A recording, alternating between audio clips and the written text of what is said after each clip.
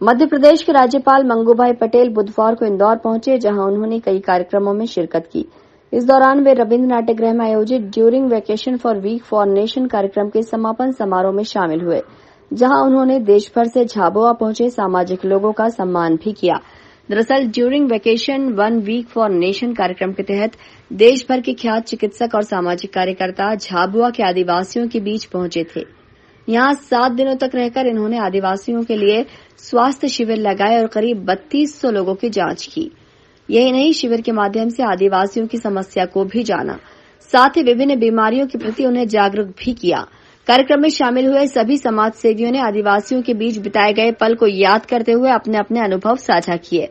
वहीं राज्यपाल मंगूभाई पटेल ने समाज में अपना अहम योगदान देने वाले ऐसे लोगों को मंच के माध्यम से सम्मानित किया।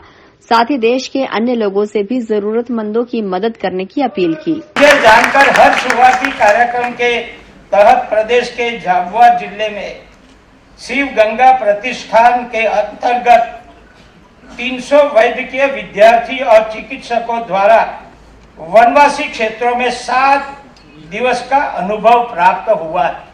मैं भी शिव गंगा के कार्यक्रम में 2 बार जाके आया। ये हलमा क्या आदिवासी में मातृभूमि के लिए, समाज के लिए क्या भावना पड़ी है। मैं अभी 1 महीने पहले गया था तो वहाँ पानी के लिए सारा कितने गांव इकट्ठे हुए थे, कितने गांव, हजारों की संख्या में मैंने देखा है। कहाँ से लोग आए थे, दिल्ली वाले भी आए थे, पत्रकार भी आए थे। ये हलमा क्या है, आदिवासी क्या कर सकते हैं मातृभूमि के लिए, समाज के लिए, क्या भावना पड़ी है, वो देखो तो आपको मालूम पड़ेगा क्या है। एकदम गांव में मातृभूमि के लिए क्या भावना पड़ी है। आप तो 1 सप्ताह गए वहां, ये समाज को बचाए, बहुत बड़ी सेवा होगी, मैं समझता हूँ।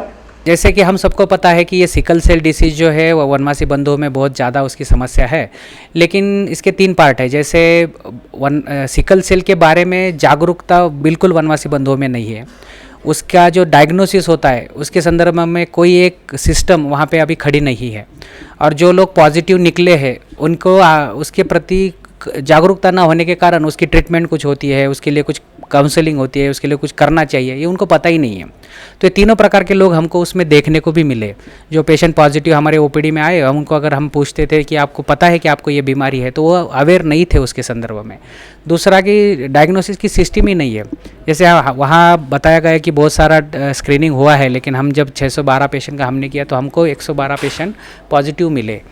तो हमको ऐसा लगता है कि उसमें बहुत ज़्यादा काम करने की आवश्यकता है, ऐसा एक अनुभव आया। दूसरा समस्याएं उसमें है, वहाँ पे है, लेकिन जो शहरों की जो बीमारी है, पर्टिकुलरली शुगर्स की हो, हाइपरटेंशन्स की हो, ये पेशेंट हमें वहाँ कम दिखने को मिले। बट ज़्यादा से पेशेंट जो न्यूट्रिशनल डिफिशियंसीज होती है, अस्वच्छता के कारण होने वाली बीमारियाँ होती है, यही एक प्रमाण वहाँ पे ज़्यादा है। इसका दूसरा पहलू ऐसा है कि वहाँ जो कल्चर है वहाँ का, उनकी जो सभ्यता है, उनके जो वैल्यूज़ है, वो आज भी वनांचल का व्यक्ति वो उसको स्वाभिमान से उसको लेकर के चलता है। उसका अनुभव हमारे विद्यार्थियों में भी लिया। महिला स्वावलंबन का विषय हो, महिला सुरक्षा का विषय, वो हमें झाबुआ में या पर्टिकुलरली उस एरिया में हमको देखने को मिला। बीमारियों की बात करें तो हमने सबसे ज़्यादा आर्थराइटिस और बोन जॉइंट पेन जैसे बोलते हैं अपन, उसकी बीमारियां ज़्यादा देखी। हाइपरटेंशन और डायबिटीज़ की बीमारियां हमने ज़्यादा देखी ज़्यादातर। बाकी चीज़ों से हमने साझा हुआ कि गांव के लोग बहुत, जैसे बाकी जगह से हम शहर में रहते हैं तो गांव के लोग बहुत अपनी संस्कृति से जुड़े हैं। जैसे फर्स्ट एड है, जैसे गांव में 15 किलोमीटर दूर जाना होता है हॉस्पिटल के लिए, तो जैसे गरोदर माताएं हैं उनके लिए प्राइमरी हेल्थ केयर चाहिए। मेडिकल कैंप का ज़्यादातर आयोजन होना चाहिए, क्योंकि हाइपरटेंशन एंड डायबिटीज़ की बीमारियां जैसी बीमारियां स्क्रीनिंग से ज़्यादा पता चलती है अपने को। तो एक प्राइमरी हेल्थ केयर जो कि बेसिक है हर गांव के लिए, वो होना चाहिए। और मल्टीपल टाइम्स या बार बार मेडिकल कैंप होने चाहिए। एक डॉक्टर एक गांव में बेसिक होना चाहिए। कार्यक्रम में डीएवीवी की कुलपति रेणु जैन के साथ ही शहर के कई जनप्रतिनिधि भी शामिल हुए। Bureau report, INN news, Indore.